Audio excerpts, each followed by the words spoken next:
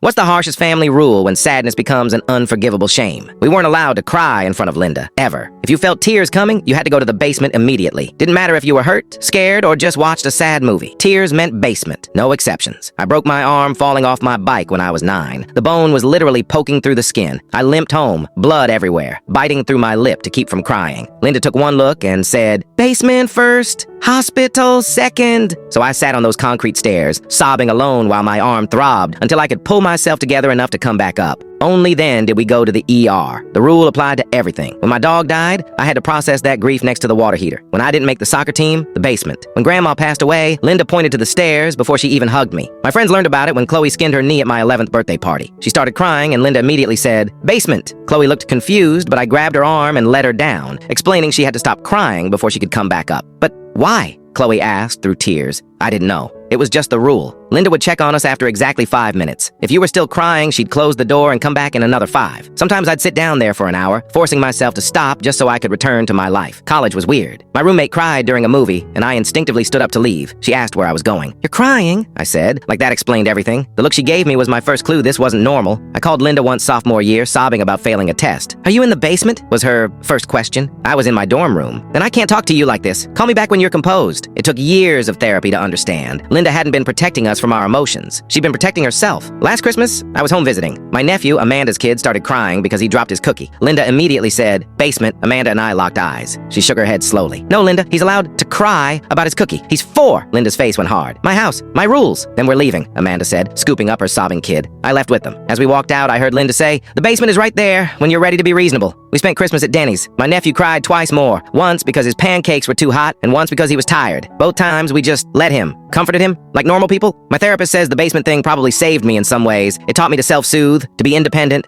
but it also taught me that my pain was shameful, something to hide in the dark until I could pretend it didn't exist. I have my own house now, no basement. When I need to cry, I do it wherever I'm standing. Kitchen, bedroom, grocery store, wherever. Sometimes I still feel the pull to hide, that voice saying, "Basement." But I'm learning tears don't need concrete walls and darkness. They just need permission to fall.